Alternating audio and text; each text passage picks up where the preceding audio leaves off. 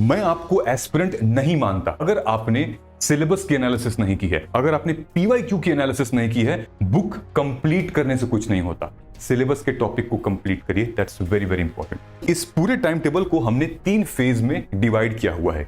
जब भी अगर कोई आप नोट्स बना रहे हैं, 6 पेज का चैप्टर है और उसमें 5000 वर्ड लिखे हुए हैं, आपके नोट्स जो हैं उसके 10% होने चाहिए। आपने अपने नोट्स को 2 से 3 4 बार रिवाइज नहीं किया तो बॉस मुश्किल है यहां रिटेन होना। वीकेंड पे आप दिसंबर से ऑप्शनल पढ़ना शुरू कर सकते हैं या प्रीलिम्स का रास्ता मेन से होकर गुजरता है। फॉर एग्जांपल ये 2023 में पूछा था ग्राउंड वाटर विड्रॉल, 2023 के मेंस में ही पूछा था फ्रेश वाटर रिसोर्सेज के बारे में। ग्राउंड वाटर ज्यादा निकल रहा है तो फ्रेश वाटर की कमी हो जाएगी कि ये 33% का रूल बहुत बड़ा शस्त्र है टेस्ट सीरीज, जिसके थ्रू आपको ये पता चलेगा कि आपकी स्ट्राइक रेट है क्या। लेकिन इनके पास लैक ऑफ गाइडेंस है, इनके पास सेल्फ डाउट है, होगा नहीं होगा। पिछले बार का बुरा एक्सपीरियंस इस बार जो है वो हॉन्ट कर रहा है। अगर आपको लगता है ना कि आप डिस्ट्रैक्टेड हैं, मजा नहीं आ रहा, बोर हो रहा हूं, फोकस नहीं हो रहा है, आप अपने बेस्ट सब्जेक्ट का एक मॉक लगा लो, देखो आपकी प्रिपरेशन को रीअलाइन कर देगा। जय हिंद दोस्तों। और कैसी चल रही है आप लोगों की प्रिपरेशन? अगर आपको अभी भी लगता है कि अब से स्टार्ट करेंगे तो मैं बाकियों से बहुत पीछे रह जाऊंगा या रह जाऊंगी, तो हमेशा एक बात याद रखिएगा कि आपके और उनके बीच में आप लोगों का स्टार्टिंग पॉइंट सेम नहीं है, तो स्ट्रैटेजी भी सेम नहीं होगी, अप्रोच भी सेम नहीं होगा। सो ये पूरी की पूरी स्ट्रैटेजी और पूरी प्रिपरेशन हमको हमसे बेहतर बनाने में है कि हम कल क्या थे और आज क्या हम और ज्यादा कल से फोकस्ड, कंसंट्रेटेड, डिसिप्लिन्ड महसूस कर रहे हैं या नहीं कर रहे हैं। सो आज हम खड़े हैं नवंबर 2024 में, लगभग 6 महीने के बाद हमारा प्रीलिम्स एग्जामिनेशन है मई 2025 में। ऑलमोस्ट 180 प्लस 200 दिन बचे हुए हैं और ठीक इसके 88 दिन बाद हमारा मेंस का एग्जामिनेशन है। यानी कि ये जो बिल्कुल कांटे की टक्कर है इस साल, अगर आपने इस वाले फेज में यानी कि प्रीलिम से पहले वाले फेज में अगर अच्छे से प्रिपरेशन कर लिया, प्री प्लस मेन इंटीग्रेटेड, तो हम इस वाले फेज को काफी अच्छे से निकाल सकते हैं। लेकिन मसला यही फंसता है कि आखिर इस फेज को हम निकालें कैसे। हर बार की तरह मैंने इस बार भी अपने टेलीग्राम पे और यूट्यूब कम्युनिटी पे बच्चों से पूछा है, आपसे पूछा कि हम वीडियो बनाने जा रहे हैं, आपके डाउट हैं तो बताइए, हम वीडियो में इंक्लूड कर देंगे। यस, बच्चों ने कहा टाइम मैनेजमेंट, सीसैट की प्रॉब्लम, फोकस नहीं कर पा रहे हैं, पर्सनल गाइडेंस प्रोग्राम नहीं मिल पा रहा है, अच्छा अफोर्डेबल पर्सनल गाइडेंस प्रोग्राम चाहिए, सिलेबस की एनालिसिस, पीवाईक्यूज, नोट्स कैसे बनाएं, हिंदी माध्यम के लिए भी कुछ है या नहीं है। यूट्यूब पे बच्चों ने कहा कि ऑप्शनल की सही तैयारी कब होगी, अभी करें या प्री के बाद करें। एक बच्चे ने लिखा है क्या अभी से स्टार्ट करें तो क्या मुमकिन है? इसीलिए हमने ये वीडियो यहां बना रखी है। और हर महीने 50,000 से भी ज्यादा बच्चे हमारे टाइम टेबल को फॉलो करते हैं और उन्हें काफी गाइडेंस मिलती है। और मैं अपने आप को शुक्रगुजार समझता हूं कि आप लोग हमारे टाइम टेबल को सही तरीके से यूज करके अपनी स्ट्रैटेजी में काफी आगे बढ़ रहे हैं और आपकी प्रिपरेशन अच्छी हो रही है। सो मुझे कई बच्चों ने ऐसा बताया कि वो हमारे बनाए हुए टाइम टेबल को दिल से फॉलो कर रहे हैं। बस इसी प्यार मोहब्बत के साथ हम लोग नवंबर मंथ की स्ट्रैटेजी का आगाज कर रहे हैं। तो प्लीज एक बार इस चैनल को सब्सक्राइब कर लीजिए और अपने टेलीग्राम ग्रुप्स में भी इस वीडियोस को शेयर कर दीजिएगा। सोच के देखिए कि ऐसी इंपॉर्टेंट वीडियोस अगर आपसे मिस हो गई तो चलिए, जैसे आपने हर चैनल को सब्सक्राइब किया हुआ है वैसे इसको भी कर लीजिए। आई एम श्योर बहुत वैल्यू प्रोवाइड होगी और आने वाले टाइम पे स्ट्रेटेजिक रिलेटेड बहुत इंपॉर्टेंट वीडियोस आपके साथ साझा की जाएगी। तो इस पूरे टाइम टेबल को हमने 3 फेज में डिवाइड किया हुआ है। फेज 1 हमारा नवंबर से फरवरी तक का आता है, जो 4 महीने का फेज है। ये फेज जो है वो प्री प्लस मेंस का फेज है, ठीक है। प्रीलिम्स का रास्ता मेंस से ही होकर गुजरता है दोस्तों। फिर उसके बाद हमारा आता है मार्च और अप्रैल का, जो कि prelims oriented, only prelims oriented है, जिसमें हम आपको बताएंगे कि हम आगे क्या करेंगे। मई का महीना ऐसा है जो कि एग्जाम हॉल स्ट्रैटेजी वाला है। उस अप्रैल तक हम टेस्ट वगैरह लगा लेंगे। अब मई में एग्जाम हॉल स्ट्रैटेजी के बारे में बात होगी, क्योंकि पूरे साल की तैयारी एक तरफ, एग्जाम हॉल की प्रिपरेशन एक तरफ होनी चाहिए। फिर प्रीलिम्स आपका निकलता है, फिर आपके बाद मेंस की तैयारी हम कैसे करेंगे, उन 3 महीने में एक स्ट्रैटेजी कैसे बनाएंगे, वो ये है वो पूरा टाइम टेबल। इसको मैं आपको एक्सप्लेन कर देता हूं कि डीकोड कैसे करेंगे आप। इस साइड ये जो लिखा हुआ है ये हमारा मंथ है, यानी कि फेज 1 का, नवंबर, दिसंबर, जनवरी, फरवरी। यहां पर लिखा हुआ है वीकडेज और वीकेंड का, यानी कि इस टाइम टेबल को हमने वीकडेज और वीकेंड में डिवाइड किया गया है। अगर आप फुल टाइम है तो भी सूट करता है, अगर आप वर्किंग प्रोफेशनल है तो भी सूट करता है आपको। ठीक, सब्जेक्ट, उसका अप्रोच क्या होना चाहिए, साथ में वीकेंड पे क्या करोगे आप, रिवीजन और टेस्ट कब से स्टार्ट करोगे, और न्यूज़पेपर कैसे अप्रोच करोगे, क्या अप्रोच करनी चाहिए। ठीक, नंबर 1, सबसे पहले हम स्टार्ट करते हैं अपने नवंबर के महीने से। बाकियों के टाइम टेबल से ये टाइम टेबल अलग इसलिए है दोस्तों, और ये सारे सब कुछ आप हमारे टेलीग्राम से डाउनलोड कर सकते हैं, पीडीएफ हम आपको वहीं शेयर कर देंगे। ठीक है, कमेंट सेक्शन में लिंक लगा हुआ है हमारे टेलीग्राम चैनल का। नवंबर में हम फोकस करेंगे, इसमें एक अलग स्ट्रैटेजी ये है कि प्रीलिम्स ओरिएंटेड इस बार सिर्फ 6 महीने बचे हुए हैं और हमने इंपॉर्टेंट सब्जेक्ट और इंपॉर्टेंट टॉपिक के बकेट्स बनाए हुए हैं। अब बकेट्स कैसे कैसे हैं वो देखिएगा। अप्रोच इस बार डिफरेंट है। क्या अप्रोच है, नवंबर में इस साल हम ऑप्शनल को नहीं पढ़ेंगे, ऑप्शनल को अभी स्किप करेंगे। नवंबर के महीने में हम क्या करेंगे, हम पॉलिटी और इकोनॉमी को दिलो जान से खूब मेहनत से प्रिपेयर करेंगे। पॉलिटी और गवर्नेंस साथ में करेंगे, 30 दिन का इसमें टाइम हमने दिया हुआ है आपको, और इकोनॉमी का 25 दिन। अब इसको ब्रेक कैसे करेंगे, इसको आप ब्रेक कर सकते हैं 4:3 से, यानी कि 4 दिन हमने पॉलिटी करी और 3 दिन हमने इकोनॉमी पढ़ी। ठीक है, जिसका ज्यादा वेटेज उसको ज्यादा इज्जत। ठीक, अब हमने क्या किया, सबसे पहले किसी भी सब्जेक्ट को अप्रोच करने की स्ट्रैटेजी क्या होनी चाहिए, अब आप ही बताइए। मैं आपको एस्पिरेंट नहीं मानता अगर आपने सिलेबस की एनालिसिस नहीं की है, अगर आपने पीवाईक्यू की एनालिसिस नहीं की है, और आपने अगर सिलेबस आपको याद नहीं है अब तक, तो मैं आपको सीरियस एस्पिरेंट नहीं मानता। प्लीज याद कर लीजिए। तो अप्रोच कैसे करनी है, पीवाईक्यू की एनालिसिस करनी है। पहले प्रीलिम्स के पीवाईक्यूज की एनालिसिस करिए, उसके बाद आप रीडिंग करिए, रीडिंग के साथ साथ नोट्स। मैंने पॉलिटी से रिलेटेड अपने इसी चैनल पे वीडियो बनाई थी कि पॉलिटी लक्ष्मीकांत को कैसे अप्रोच किया जाए, आप जरूर जाके वीडियो सेक्शन में चेक करिएगा। पीवाईक्यूज, फिर लक्ष्मीकांत, सेकंड एआरसी रिपोर्ट, हमारी जो गवर्नेंस जो मामला है वो, फिर नोट्स के साथ साथ जब भी अगर कोई आप नोट्स बना रहे हैं, अगर नोट्स जो है एक चैप्टर में, मान लीजिए कि 6 पेज का चैप्टर है और उसमें 5000 वर्ड लिखे हुए हैं, आपके नोट्स जो हैं उसके 10% होने चाहिए। 10% और 15% से ज्यादा अगर आपके नोट्स हुए तो फिर वो एक नई किताब आप छाप देंगे। नोट्स का मतलब होता है बिल्कुल कैंची की तरह उसको काट के एकदम शेप में बारीक ले आना। ठीक, तो हमारी अप्रोच क्या होगी, हमारी अप्रोच पहले पॉलिटी गवर्नेंस 30 दिन में, इकोनॉमी एग्रीकल्चर। इकोनॉमी कहां से पढ़ेंगे हम, क्लास 11th की, और कोई भी स्टैंडर्ड बुक ले लीजिएगा। ठीक है, कोई भी विवेक सिंह सर हो गए, या फिर नितिन सिंघानिया जी हो गए, या रमेश सिंह सर हो गए, कोई भी आप बुक लेके जो आपको लैंग्वेज कनेक्ट करता है। उसके साथ साथ आप एग्रीकल्चर पढ़ेंगे। इकोनॉमी एग्रीकल्चर काफी ब्लेंड होता है। एग्रीकल्चर में क्लास 11th क्लास 12 की एनसीईआरटी आपके पास पड़ी हुई है, आप योजना को फॉलो कर सकते हैं। करंट अफेयर बहुत इंपॉर्टेंट होता है, अगर आप चाहें तो पीआईबी की वेबसाइट पे भी जा सकते हैं, वैसे बहुत ज्यादा नीड नहीं है। और तीसरा, पीवाईक्यूज देखो, बहुत रेलेवेंट है, आइडिया मिल जाएगा कहां से सवाल आ रहे हैं। ठीक है, और हाँ, बजट। बजट में जब हम इकोनॉमिक सर्वे और बजट पढ़ते हैं तो एग्रीकल्चर का एक अलग सेगमेंट आता है, वहां से भी आप देख सकते हो एग्रीकल्चर का। ठीक है, तो हम नहीं पढ़ेंगे ऑप्शनल नवंबर में, और वीकली करंट अफेयर लगाएंगे, यानी कि साप्ताहिक, सैटरडे संडे 2-2 घंटे दीजिए, एक मंथली मैगजीन पकड़िए और लगाइए। कैसे अप्रोच करना है, economy, science and tech, environment ecology, IR, ये प्रायोरिटी होनी चाहिए। फिर art and culture, polity, geography, and then so on. इसको चैनलाइज करते हुए करना है।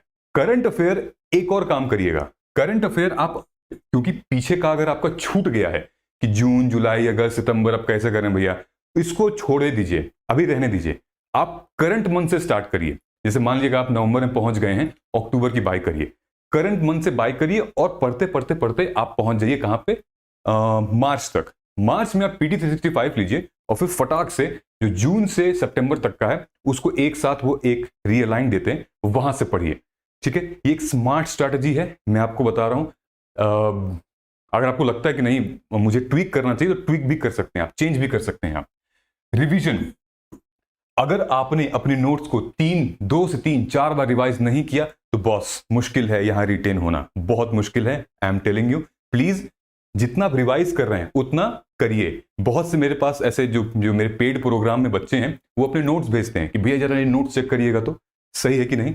मैं क्या करता हूं, उनको उन्हीं की नोट्स से एमसीक्यू बना के देता हूं, और फिर वो कंफ्यूज जाते हैं कि अरे यार ये कहां से आ गया। मतलब हमारे पास पढ़ तो रहे हैं हम, लेकिन एनालिटिकल स्किल्स नहीं आ पा रही हैं, हम क्रिएट लॉजिक नहीं डिफाइन कर पा रहे हैं उन्हीं की नोट से। और फिर मैं उनको बताता हूं कि देख, जो तुमने नोट्स बनाया ना, ये नोट्स, ये देखो यहीं से सवाल पूछा है मैंने, लिखा तुमने सही है, सवाल जो जवाब नहीं दे पा रहे हो आप। ठीक, अब रही बात हमारे न्यूज़पेपर की। न्यूज़पेपर आपको नवंबर से लेकर फरवरी तक रेगुलर पढ़ना है। हिंदी माध्यम के हो चाहे इंग्लिश माध्यम के हो, पढ़ना ही। हिंदी माध्यम के हो जनसत्ता दैनिक उठा लीजिए, और अगर इंग्लिश माध्यम के हैं तो आप पता ही आपको द हिंदू या इंडियन एक्सप्रेस। करना क्या है, नंबर 1, 2 स्टेप है, ध्यान से सुनिएगा। नंबर 1, सबसे पहले अगर हमें अपनी फ्लुएंसी ठीक करनी है, अगर हमें डिकोड करना है, यानी कि हमें जिंदगी भर तो कोई समझाएगा नहीं ना, हम खुद से भी तो समझ पाए कि डिकोड कैसे करें। सबसे पहले आपको यह समझना होगा कि डिकोड कैसे करें। आप क्या करेंगे, कोई भी एक आर्टिकल, कौन सा आर्टिकल, पॉलिटी, इकोनॉमी, IR, ये इंपॉर्टेंट है। इन सब्जेक्ट्स के आर्टिकल को आप उठाइए, ओपिनियन या एडिटोरियल, और खुद से पढ़िए, और फिर देखिए कि यही सेम आर्टिकल कोई यूट्यूब पे अगर कोई टीचर ले रहे हैं, वो देखिए वो कैसे डिकोड कर रहे हैं। अगर वहां समझ में आ गया आपको, तो आप एक हफ्ते तक ये स्ट्रैटेजी फॉलो करिए, और फिर देखिए आपको डिकोड होने लगेगा, समझ में आने लगेगा कि सिलेबस से, टॉपिक से, पेपर से कैसे इंटरलिंक करें हम। ठीक है। दूसरा अप्रोच ये होना चाहिए, आपको ये पता होगा कि जब आप एडिटोरियल देखते हो तो उसमें इंट्रो और कंक्लूजन ये देखने लायक होता है अपने मेंस आंसर राइटिंग के लिए। वो बड़े अच्छे कीवर्ड्स यूज करते हैं, अटेंशन ग्रैबिंग और बैलेंस्ड अप्रोच अपनाते हैं। तो आप उस पर फोकस करके अपने आंसर राइटिंग में आप और अपनी स्किल को डेवलप कर सकते हैं। ये हमारी होगी नवंबर की स्ट्रैटेजी। उसके बाद हम आते हैं दिसंबर में।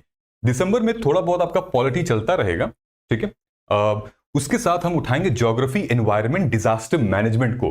देखिए ज्योग्राफी का कुछ चैप्टर है, जैसे जियोमॉर्फोलॉजी जो है, वो हमारे डिजास्टर मैनेजमेंट से काफी ज्यादा मेल जोल खाता है। कैसे यार, जो हमारे अर्थक्वेक्स हैं, जो नेचुरल डिजास्टर्स हैं, और डिजास्टर मैनेजमेंट क्या है, आपदा प्रबंधन, उनका मैनेज करना उन तरीके को, तो उनको साथ में लेकर हम चलेंगे। ठीक है, लेकिन पहले हम ज्योग्राफी को कवर करेंगे एनसीईआरटी के थ्रू 6 to 12। ठीक, उसके बाद फिर हम पहले पीवाईक्यूज देखेंगे, फिर एनसीईआरटी करेंगे, फिर जीसी लियोन का पार्ट 2। ठीक है, अब यहां पर हम क्या करेंगे, अपने ऑप्शनल को इंक्लूड कर देंगे, यानी कि दिसंबर, जनवरी, फरवरी, ये 3 महीने हम ऑप्शनल को इंक्लूड करेंगे। इसमें भी 2 स्कूल्स ऑफ थॉट्स हैं। 2 स्कूल्स ऑफ थॉट्स ये हैं कि एक तो आपके पास ऑप्शन है कि आप वीकेंड ऑप्शनल करिए, वीकेंड पे, यानी कि वीकेंड पे मिनिमम 6 घंटे दीजिए। ये टाइम टेबल जो हमने बनाया है, ये इस उम्मीद से बनाया है कि आप अब से लेकर और एग्जाम तक 6 से 7 घंटे डेली देंगे। डेली एफर्ट दोगे तभी होगा, वीकली करोगे भूल जाओ इस एग्जामिनेशन को, डेली मारना पड़ेगा एफर्ट। ठीक है, सो आप 6 से 7 घंटे दे रहे हैं। वीकेंड पे आप दिसंबर से ऑप्शनल पढ़ना शुरू कर सकते हैं, या आप ऐसा भी कर सकते हैं कि दिसंबर से Monday to Friday morning hours में, जो फुल टाइम है, मॉर्निंग आवर्स में 3 घंटे आप पढ़ लीजिए ऑप्शनल, मंडे टू फ्राइडे। बाकी में आप जीएस का कोई भी एक पेपर लगाइए, फिर वीकेंड पे जीएस के दूसरे पेपर को आप लगाइए, फिर वीकेंड पे आप करंट अफेयर है, फिर आपका रिवीजन वाला पार्ट है। ये 2 स्कूल्स है, जिसको भी आपको लगे more connected, you can start following. ठीक है, अगेन करंट अफेयर का वही रहेगा, और साथ में भाई रिवाइज करते रहिए। Revision is very very important. जितना पढ़ो, कम पढ़ो, लेकिन घुसना चाहिए दिमाग में। ज्यादा पढ़ो, सिलेबस के पीछे मत भागो। सिलेबस कवर करना इज नॉट दैट इंपॉर्टेंट कि हाँ उसको याद कर लेना, कंसेप्ट समझ लेना। बच्चे ये कहते हैं कि बुक खत्म हो ही नहीं रही है। अरे बुक मत खत्म करो भाई, सिलेबस का टॉपिक कवर किया है, वो इंपॉर्टेंट है। ठीक है, सो सेक्शन वाइज टेस्ट आपको लेने हैं। फिर आ गया हमारा हैप्पी न्यू ईयर। अब हैप्पी न्यू ईयर में हमने ज्योग्राफी को यहां कंटिन्यू किया है, ठीक, और फिर हमने ले आया है नीचे हिस्ट्री, एंशिएंट एंड मॉडर्न। यहां पर आपको सुन के थोड़ा सा अटपटा भी लगेगा कि अरे भैया आपने मेडिवल इंडिया नहीं लिखा है। Yes, I have not written medieval India. अब मैं चाहता हूं आप मेडिवल इंडिया को बस टेस्ट के थ्रू और बस ऐसे ही पढ़ लो, मतलब मत डिटेल में पढ़ो। 500 साल का इतिहास में आपको 20 दिन देने की जरूरत नहीं है, क्योंकि कॉस्ट बेनिफिट एनालिसिस नहीं है उसका। हद से अधिक प्रीलिम्स में 1 सवाल, 2 सवाल, चलिए मान लेते हैं 4 सवाल आ गए और मेंस में 1 सवाल नहीं है। कॉस्ट बेनिफिट एनालिसिस आपको क्लियरली बता रहे हैं, फिर भी अगर आप पढ़ना चाहते हैं तो आप पढ़ सकते हैं। मेन कहां पढ़ना है? एंशिएंट पे पढ़ना है और मॉडर्न पे पढ़ना है। ओल्ड एनसीईआरटी को उठाइए, पीवाईक्यूज को उठाइए, स्पेक्ट्रम को उठाइए, पढ़ना शुरू करिए। ठीक है, वीकली रिवीजन सेम फंडा यहां चलेगा। फरवरी में थोड़ा सा अप्रोच हम चेंज करेंगे। ये जो 90 दिन है, इन 90 दिनों में आप अपना GS 1 2 3 एक अच्छी थॉरो रिवीजन करिए, अच्छे तरीके से आप अपने नोट्स बनाइए। याद रखिए नोट्स कैसे बनाने हैं, इतना बड़ा कंटेंट को 10% में ले आना है, 15% में ले आना है, बस वही नोट्स हो गए। और पीवाईक्यूज को ध्यान में रखते हुए इंपॉर्टेंट टॉपिक, पीवाईक्यूज वो गाइडिंग टॉर्च हैं यूपीएससी के प्रिपरेशन के इस अंधेर में। आपको पता चलेगा कि क्या इंपॉर्टेंट है, क्या पैटर्न है, लॉजिकल एबिलिटी कहां लग रही है, कितना इसमें सब्जेक्ट वाइज हम वेटेज दें। फरवरी में क्या करना है, आपको एथिक्स उठाना है और 15 दिन एथिक्स पढ़ना है। अच्छा, पढ़ेंगे कैसे? पीवाईक्यूज पिछले 10 साल के मेंस के एथिक्स के पेपर को उठाइए और जितने उसमें आ रहे हैं पहले उनको, और जो रिपीटेटिव हैं पहले उनको पढ़िए, फिर उसके बाद जो यूनिक है पहले उनको पढ़िए। ये पहले पढ़ लीजिए, ठीक है। बाकी जो केस स्टडी वाला पार्ट है वो हम प्रीलिम्स के बाद में पढ़ेंगे, ठीक है। इसके लिए भी आपको सेकंड ARC की रिपोर्ट लगेगी। फिर जो फेब में थोड़ा सा हिस्सा बचा हुआ है, क्योंकि अब आपने पॉलिटी कर लिया है, अब आपने ज्योग्राफी कर लिया है, इकोनॉमी कर लिया है, तो अब आपको IR, सोसाइटी और सिक्योरिटी समझ में आएगा। तो जल्दी से हम 15 दिन के अंदर इसको ब्रश अप करेंगे, ठीक है। हम अगेन यहां पे मेंस के PYQ का आपका इंपॉर्टेंस आएगा। आप देखेंगे जो कॉमन टॉपिक्स हैं मल्टीपल टाइम पूछे जा रहे हैं उनको आप पहले उठाएंगे और पढ़ना शुरू करेंगे, ठीक है, विद नोट्स बनाएंगे NCERT के थ्रू, करंट अफेयर के थ्रू एंड PYQs। और हमारा ये मामला यहां तक चलेगा।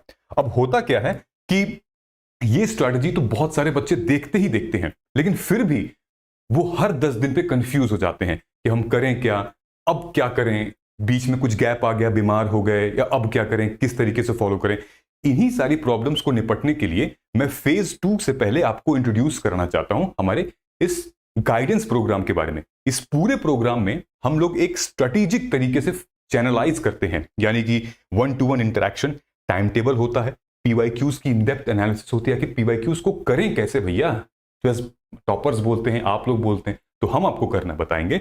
और मतलब मैं आपको ये वीडियो दिखाना चाहता हूं, आप इस वीडियो को देखिए। मैंने कोचिंग कर ली, गाइडेंस की कमी आ रही थी कि मतलब अब सिलेबस है, अब इतना सारा है, मतलब कंफ्यूजिंग सा हो जाता है कि किसी सब्जेक्ट को मतलब कैसे कवर करें। वैसे तो काफी वीडियो देख चुकी हूँ सर मैं आपकी, इसी से मैंने सोचा कि लेना चाहिए मुझे। लाइक घर पे बैठ के पढ़ाई कर लूँ। I have no friends who are preparing for UPSC, so I thought कि एक मेंटोर, एक गाइडेंस लेना बहुत हेल्पफुल है। I thought that I need the mentorship. एंड फिर मैंने आपका वो वीडियो देखा तो फिर मुझे अच्छा लगा, वो 7 मंथ वाला जो था, तो मैंने वो फॉलो करना भी स्टार्ट किया। फिर अभी रिसेंटली आपका वो वीडियो आया जिसमें आपने आपका मेंटरशिप मार्गदर्शन वाला आपने बताया 2-3 दिन पहले ही, तो मुझे वहां से लगा मुझे मेंटरशिप लेनी थी। और बाकी मेंटरशिप बहुत एक्सपेंसिव है, मतलब अगर देखें बहुत ज्यादा एक्सपेंसिव है। और बोला मेंटरशिप लूंगा, फिर मैंने सारे वीडियोस देखे, के अंदर मोस्ट जेन्युइन लगे तो मैंने ले लिया।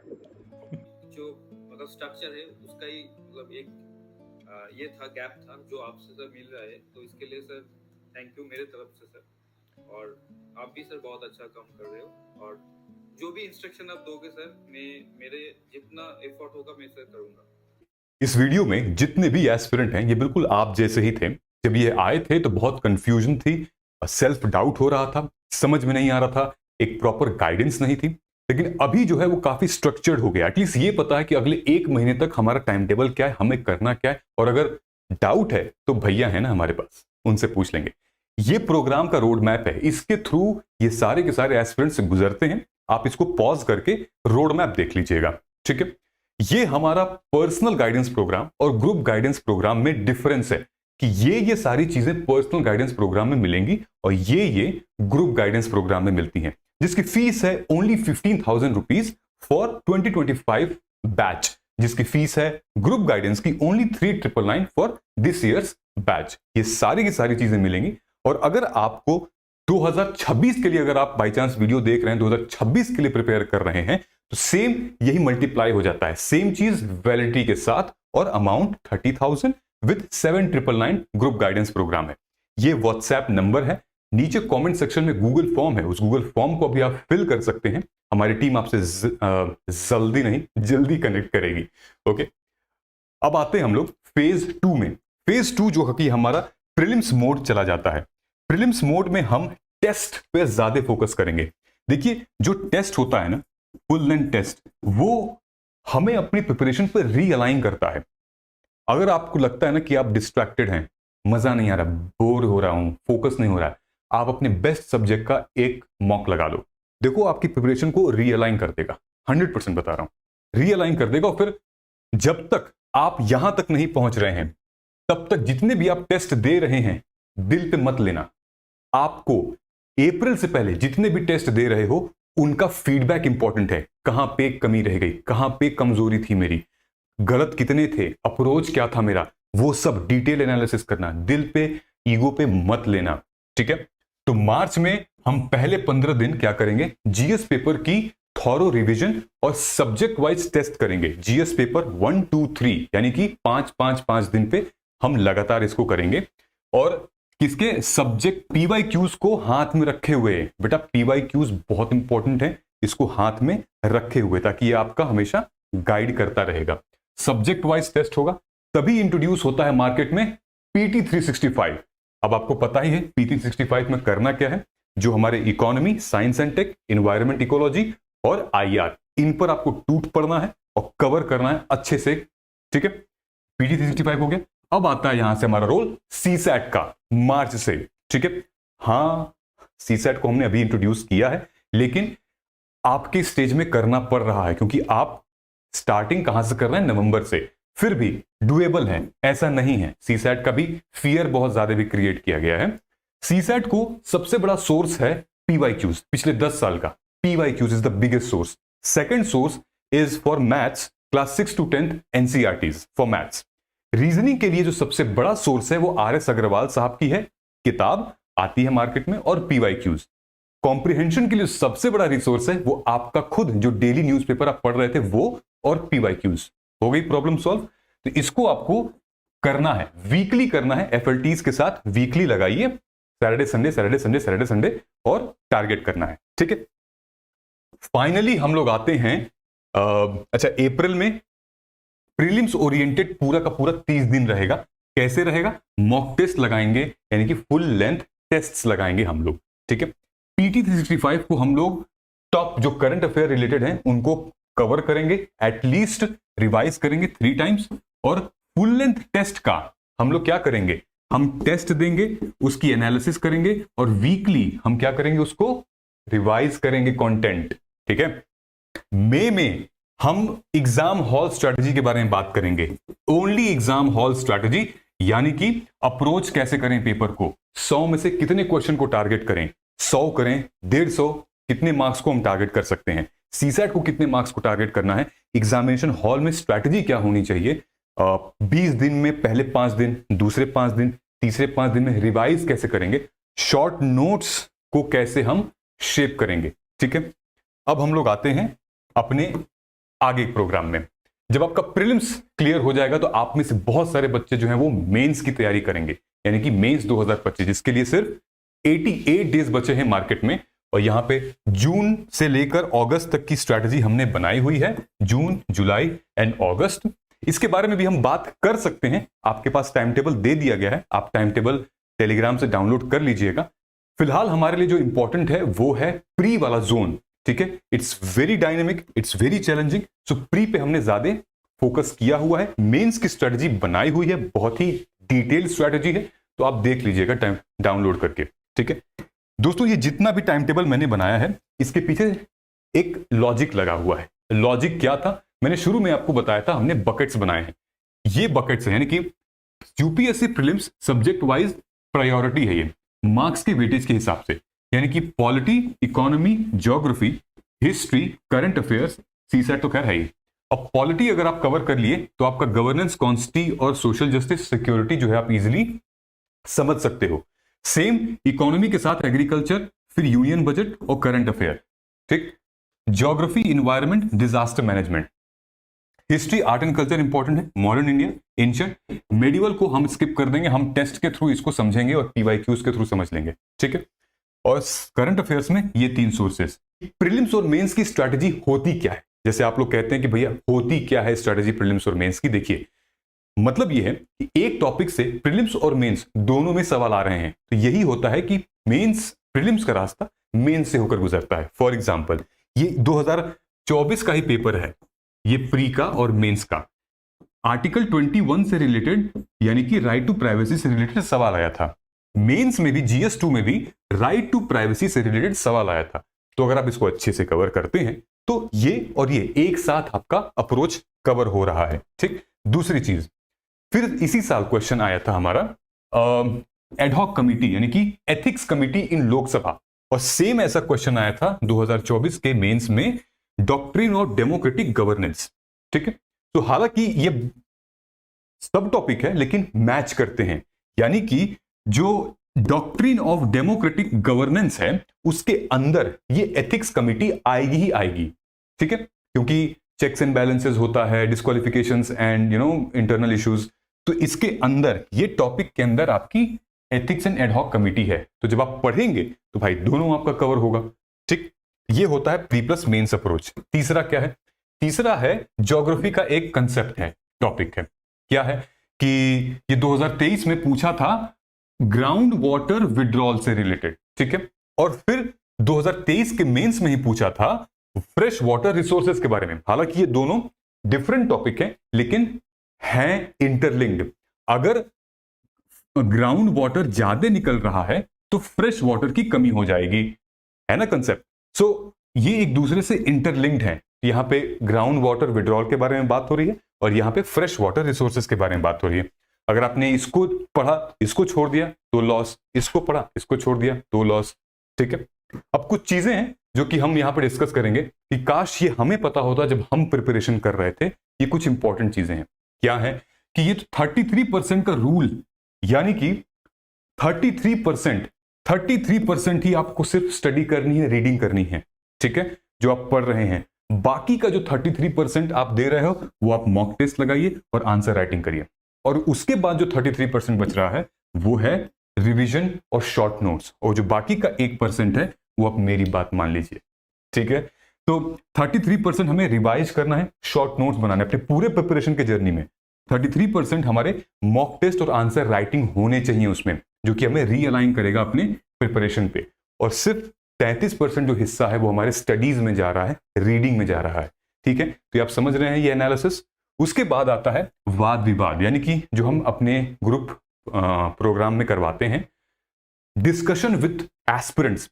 बहुत सारे एस्पिरेंट्स को लगता है कि सामने वाला मेरा जो है वो कॉम्पिटिटर है, लेकिन अगर हम इसको सही तरीके से देखेंगे तो सामने वाले से भी आप बहुत कुछ सीख सकते हैं। तो जो कम्युनिटी है, जो ग्रुप है, हम लोग हर संडे को ये बैठ के डिस्कशन करते हैं और बच्चों को बहुत फायदा होता है। तो ये एक पीयर ग्रुप होना बहुत इंपॉर्टेंट है। अप्रोच डिस्कस करिए, प्रॉब्लम्स डिस्कस करिए, ठीक।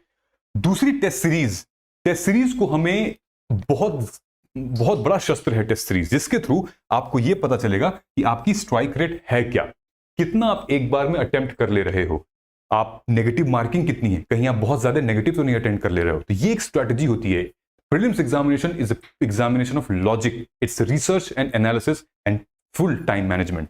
आपको अपने स्ट्रेंथ और वीकनेस से पता चल जाएगा, और उसके बाद क्या करना है, टेस्ट की एनालिसिस करनी है और उसी टेस्ट का वीकली रिवाइज भी करना है। वो नहीं जो आपने सही लगाया, वो जो आपका गलत था और आपकी अप्रोच गलत थी उस पर ध्यान देना है, ठीक है। और कुछ ऐसी चीजें दोस्तों जो कि अगर ये नहीं किए तो ऊपर वाला भी आपकी मदद नहीं कर पाएगा। ऑनेस्टली क्या करना था मैंने पहले बताया, यूपीएससी का सिलेबस मगअप, रीराइट, एटलीस्ट आपको पता होनी चाहिए कि आपकी बाउंड्री क्या है। अंडर द सन सब कुछ नहीं आता है। बुक कंप्लीट करने से कुछ नहीं होता, सिलेबस के टॉपिक को कंप्लीट करिए, that's very very important. NCERTs are definitely the good kick start, वो आपको कॉन्फिडेंस बिल्ड करती हैं, चीजें समझ में आती हैं, इजी टू अंडरस्टैंड है, ठीक। पीवाईक्यूज जिसने यूपीएससी में नहीं, it's a crime, totally it's a crime अगर आप नहीं कर रहे हो एनालिसिस प्री और मेंस की, ठीक है। तो दिस इज इंपॉर्टेंट, क्यों? क्योंकि ये बहुत इंपॉर्टेंट है। एमसीक्यू की लैंग्वेज को समझना इंपॉर्टेंट है, रॉन्ग क्वेश्चंस कैसे फ्रेम हो रहे हैं वो समझना वो इंपॉर्टेंट है, कॉस्ट बेनिफिट एनालिसिस, वेटेज क्या है वो समझना वो इंपॉर्टेंट है, और दूसरा है नोट मेकिंग, जो मैंने आपको बताया कितना भी बड़ा चैप्टर हो उसका आप 10 to 15% ही नोट्स बनाएंगे, वो ज्यादा बेहतर होगा। और एटलीस्ट अपने पूरे प्रिपरेशन में 3 बार तो अपने नोट्स को रिवाइज करिए ही करिए। That is equally very very important पूरे प्रिपरेशन में। इनफैक्ट अगर आप वीडियो देख भी रहे हैं तो आप रिलेट कर पाएंगे इन कैरेक्टर से। इस पूरे प्रिपरेशन में 3 तरीके के एस्पिरेंट हैं। नंबर 1, एक वो जो कि प्रीलिम्स कई बार क्लियर कर चुके हैं और अब सिर्फ मेंस फोकस्ड है, मेंस की तैयारी वो कर रहे हैं। एक वो जो कि अपने रैंक इंप्रूवमेंट के लिए सर्विस ऑलरेडी पा चुके हैं, रैंक इंप्रूवमेंट के लिए बैठे हैं, मतलब मेंस ओरिएंटेड है। ठीक, मैक्सिमम स्टूडेंट ऐसे हैं 40% हल्क वाले कैटेगरी में और 50% स्पाइडरमैन वाली कैटेगरी में। अब ये जो 10% की जो कैटेगरी थी, ये ऐसे एस्पिरेंट्स हैं जिनका प्रिपरेशन ट्रैक पर है, जिनका कंसिस्टेंट है, वो डिसिप्लिन्ड भी हैं और अपनी गलतियों से सीख चुके हैं और रिसर्च एंड एनालिसिस काफी कुछ किया है अपने इस जर्नी में। 40% वाले जो फेज में हैं एस्पिरेंट्स, ये 2, 3, 4, 5 अटेम्प्ट हो चुका है, प्रीलिम्स क्लियर नहीं हो रहा है, फैमिली प्रेशर भी है, फाइनेंशियल प्रेशर भी है, साथ में इनके मोटिवेशन है, काफी करने की इच्छा है, किया जा सकता है। इनमें से बहुत सारे ऐसे होंगे जिनका आखिरी अटेम्प्ट भी होगा, लेकिन इनके पास लैक ऑफ गाइडेंस है, इनके पास सेल्फ डाउट है, होगा नहीं होगा, पिछले बार का बुरा एक्सपीरियंस इस बार जो है वो हॉन्ट कर रहा है। तीसरा जो मैक्सिमम कैटेगरी आती है वो है फ्रेश, यानी कि बिगनर एस्पिरेंट। या तो वो कॉलेज से प्रिपरेशन कर रहे हैं या फिर फर्स्ट अटेम्प्ट दे रहे हैं इस साल 2025 में। काफी ज्यादा एनर्जी है लेकिन चैनलाइज करने वाला कोई नहीं है, बहुत कुछ कर रहे हैं, ये भी पढ़ रहे हैं वो भी पढ़ रहे हैं, too much confusion, too much resources and focus नहीं कर पा रहे हैं। सो ऐसे भी एस्पिरेंट हैं। सो आई होप ये स्ट्रैटेजी आपको बेनिफिट दे और मैं उम्मीद करता हूं कि इससे आपकी परफॉर्मेंस को और इंप्रूव और एनहांस मिले। जो एस्पिरेंट भी वीडियो को यहां तक देख लिया है वो एक बार जय हिंद लिख दें और मैं आपका बहुत बहुत शुक्रगुजार हूं। थैंक यू सो मच कि आप बहुत सीरियस हैं अपने पढ़ाई के प्रति, अपने स्ट्रैटेजी के प्रति, और डेफिनेटली आपको ये स्ट्रैटेजी बहुत हेल्प करेगी। और इन केस अगर आपके पास कोई बैकग्राउंड रिसोर्सेज नहीं है तो हम हैं आपके पास। नीचे कमेंट सेक्शन में गूगल फॉर्म है, एडमिशंस ओपन है, व्हाट्सएप कॉल करिए, व्हाट्सएप मैसेज करिए, आपको टीम जरूर अटेंड करेगी। मिलते हैं अगले वीडियो में। नमस्कार, जय हिंद और जय भारत।